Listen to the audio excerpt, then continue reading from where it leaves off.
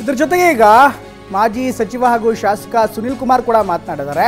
ಈ ಸರ್ಕಾರ ರೈತರ ಪರವಾದ ಸರ್ಕಾರ ಅಲ್ಲ, ಸರ್ಕಾರದಲ್ಲಿ ರೈತರನ್ನ ಅವಮಾನಿಸುವ ಕೆಲಸ ಆಗ್ತಾ ಇದೆ ಅಂತ ಸುನಿಲ್ ಕುಮಾರ್ ಈಗ ಶಿವಾನಂದ ಪಾಟೀಲ್ ವಿರುದ್ಧ ಕಿಡಿಕಾರ್ತಾ ಇದ್ದಾರೆ. ಪ್ರಮುಖವಾಗಿ ಈಗಾಗಲೇ ಶಿವಾನಂದ ಪಾಟೀಲ್ ಅವರು ಮಾತನಾಡಿರುವಂಥ ರೀತಿ ಬಗ್ಗೆ, ಬರಗಾಲ ಘೋಷಣೆ ಆದಾಗಿಂದ ರೈತರಿಗೆ ಹಣ ಹಾಕಿಲ್ಲ ಅಂಥದ್ರಲ್ಲಿ ಈ ರೀತಿ ಅಂತ ಸ್ಟೇಟ್ಮೆಂಟ್ಸ್ಗಳು ಬರ್ತಾ ಇದೆ. ಸಚಿವರು ರೈತರ ಬಗ್ಗೆ ಅಸಂಬದ್ಧ ಹೇಳಿಕೆ ಕೊಡ್ತಾ ಇದ್ದಾರೆ ಅಂತ ಸುನಿಲ್ ಕುಮಾರ್ ಈಗ ಸಿಟ್ಟಾಗಿದ್ದಾರೆ. ಸರ್ಕಾರಕ್ಕೆ ರೈತರ ಬಗ್ಗೆ ನಿಷ್ಠೆ ಏನು ಅಂತ ಸ್ಪಷ್ಟ ಆಗ್ತಾ ಇದೆ ಇದರಿಂದ ಅಂತ ಸುನಿಲ್ ಕುಮಾರ್ ಹೇಳ್ತಾ ಇದ್ದಾರೆ. ಇನ್ನು ಸಿದ್ದರಾಮಯ್ಯ ಸರ್ಕಾರ ರೈತರ ಪರವಾದ ಚಿಂತನೆ ಎಂದೂ ಮಾಡಿಲ್ಲ ಅಂತ ಇದೇ ವೇಳೆ ಗುಡುಗಿದ್ದಾರೆ. ಸಹಜವಾಗಿ ಈ ಸರ್ಕಾರ ಒಂದು ರೈತ ಪರವಾದಂಥ ಸರ್ಕಾರ ಅಲ್ಲ.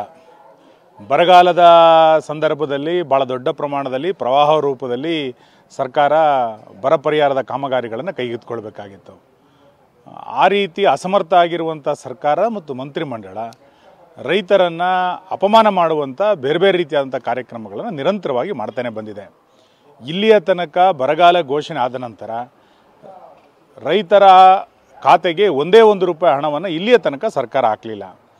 ಒಬ್ಬ ಜವಾಬ್ದಾರಿಯುತವಾದಂಥ ಸಚಿವರು ಬರಗಾಲ ಬರುವಂಥದ್ದೇ ರೈತರ ಪರಿಹಾರವನ್ನು ಕೇಳಲಿಕ್ಕೆ ಎನ್ನುವಂಥ ಅಸಂಬದ್ಧವಾದಂಥ ಹೇಳಿಕೆಗಳನ್ನು ಕೊಡ್ತಾರೆ ಅಂತಂದರೆ ಸರ್ಕಾರಕ್ಕೆ ರೈತರ ಬಗ್ಗೆ ಇರುವಂಥ ನಿಷ್ಠೆ ಏನು ಅನ್ನೋದು ಇದರಿಂದ ಸ್ಪಷ್ಟ ಆಗುತ್ತೆ. ಹಾಗಾಗಿ ಈ ಹೇಳಿಕೆಯನ್ನು ನಾವು ಖಂಡಿಸ್ತೇವೆ ಮತ್ತು ರೈತ ಪರವಾದಂಥ ಚಿಂತನೆಯನ್ನು ಸಿದ್ದರಾಮಯ್ಯ ಸರ್ಕಾರ ಯಾವತ್ತೂ ಕೂಡ ಮಾಡಲಿಲ್ಲ.